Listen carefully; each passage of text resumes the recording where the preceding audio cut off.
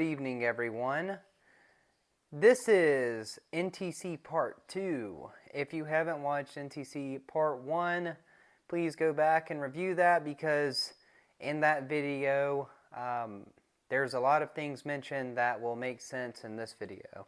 So a recap of last week's video, we covered preparation for NTC, validation exercise, pack out, cross country, and arrival at NTC. So we're going to pick up in this video from arrival at NTC on forward. So this video will cover the start of the tactical scenario at NTC. So let's jump right into it. Receipt of the first order for the tactical scenario at NTC. So our op-board brief for jumping into the box, I would have to say was very attack aviation focused, which makes sense, right? Because we were with an attack aviation task force. However, it left out a lot of details about the maneuver force, and being medevac, we have to know what the maneuver force is doing.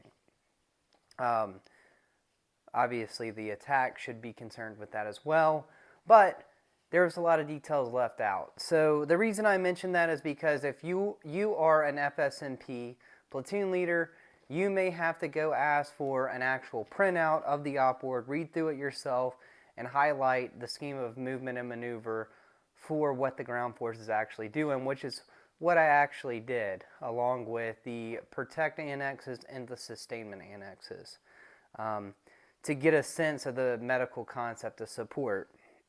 As I said, the information of what the ground force is actually doing was very minimal and basic in the op-board brief that I received from the task force, but I got a printout of the BCT order, which answered a lot of those questions that I had.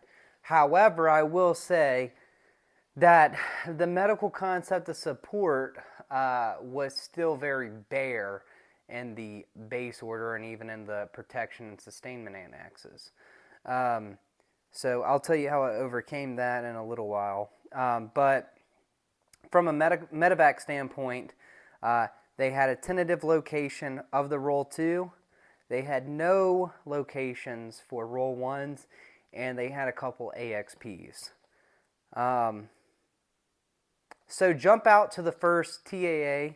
It was TAA Thunder, and for those of you who are watching who do not know what a TAA is, that is a tactical assembly area. It's basically where you're going to run your aviation operations out of. The jump itself went pretty smoothly. I will say that it was very spread out. From a tactical standpoint, I could see where the task force commander's mind was concerned with indirect fires. If we did receive indirect fires, it wouldn't destroy the entire task force, but the counter to that is it causes a lot of the companies to have to come in and travel a long ways in order to receive O&I briefs, weather briefs, updates to the mission, and for commanders traveling to receive those, give those battle update briefs to the commander. However, it worked out fine. You know, as you go through things that happen, you weigh what went good and what went bad. So it ended up working out good. However, the distance that you had to travel to get to the main CP was a little bit of an annoyance. We'll leave it at that. Going on to running missions out of TAA Thunder. So when we first arrived at TAA Thunder, we were launching on about 3 medevacs a day for the first 2 days. Now, that's pretty low, right? This was due to a 45-minute 45-minute to a 1-hour time constraint from where the TAA was actually located to getting to the roll 2 or the roll 1s. Obviously, that 45-minute to 1-hour delay in time is a big deal when you're talking about urgent surgical patients. If you know that it's going to take that long from launch to getting a bird up to where an injured person is, you're probably going to lean heavily on ground, right? So right off the bat, as a FSMP platoon leader, I knew that that was a constraint that I was going to have to overcome and figure out what I needed to do to eliminate that time constraint. So that brings us into day 3. So day 3, I set up a meeting with the BSB commander along with the Roll 2 commander, which they were located at the Brigade Sustainment Area, or known as the BSA. I was actually on first up that day, so it made it convenient that I was on first up. I would fly to this meeting to discuss my intent for wanting to pre-position an aircraft at the Roll 2 to eliminate this 45-minute constraint. I sat down, had a really good meeting with the BSB commander along with the Roll 2 commander. Went really well. I told them what I wanted to do. Their main concern obviously was what I needed to support having a helicopter at their location, which was very minimal. My needs were basically, if we went a long time without receiving any missions, we would need to probably shut down the aircraft to conserve fuel, come in to monitor a JVCP, and if we could have access to SVoIP phone, that would be even better, which they had that capability at the BSA. If I could have access to that, that's basically all we need. We were self-sustaining. We had our own food, we had our own water, and we had our own fuel, which was at the FARP, which was within 5 minutes of where the Roll 2 was, which really made pre-positioning possible. And the reason I say that was because we were able to fly that 45 minutes distance, top off on fuel, go pre-position at the Roll 2 with a fully refueled aircraft and run missions all day long. Open up shop and run missions all day long.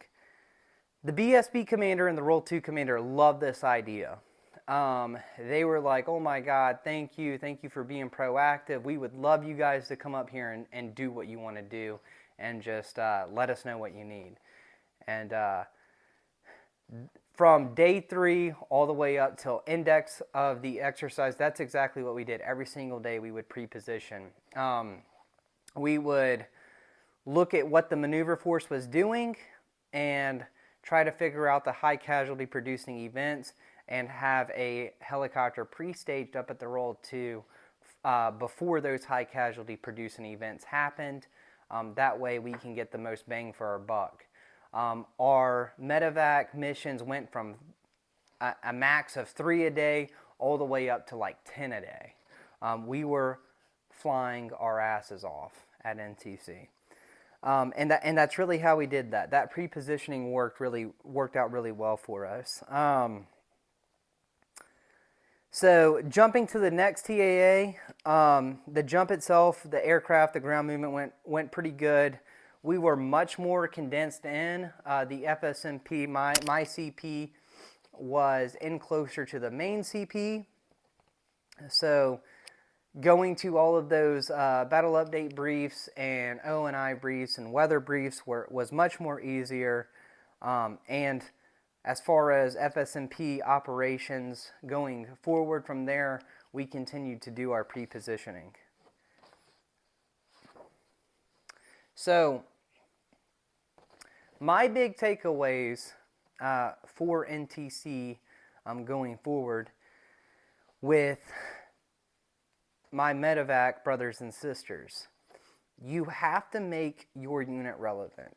If you do not make your unit relevant, the BCT is not going to use you.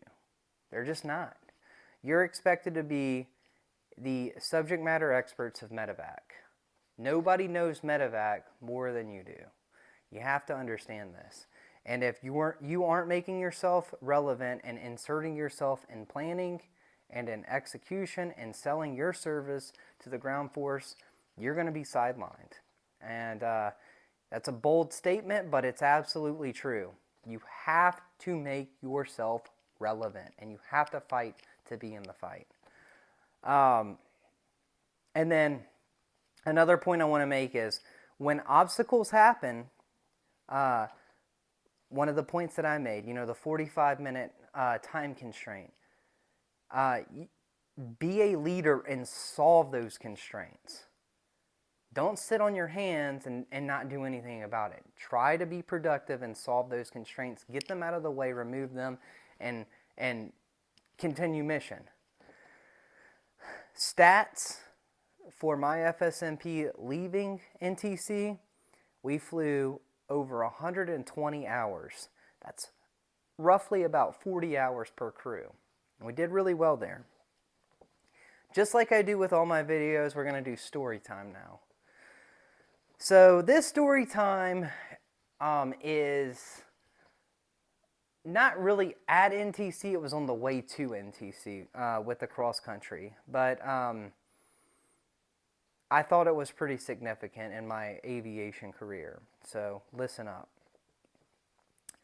This was our cross country leg going from Sedona to Lake Havasu. We were flying in a 3-ship multi-ship. I was the second aircraft in the formation. I called to get the weather brief. So when I called to get the weather brief, we were briefed for legal weather at Sedona and at Lake Havasu. However, one thing that the weather briefer failed to mention was weather en route. And that was a big learning point for me, because going on forward for this, I always ask for weather en route. A lot of times when you're getting briefed by military weather personnel, they want to brief you just what the weather going on at the airport you're leaving from and the weather going on at the airport you're going to. So if you don't specifically say, hey, I want to know the weather en route, they're not going to brief you. So we got a legal VFR weather brief for leaving Sedona and arriving at Lake Havasu. So we took off out of Sedona, and about 20 minutes in, keep in mind we're traveling east to west, 20 minutes in, ceilings had dropped significantly. To the point that we were reducing our cruising altitude down to 500 to 1,000 feet lower than what we filed for. Visibility was dropping big time. The visibility reduction was due to rain mixed with snow.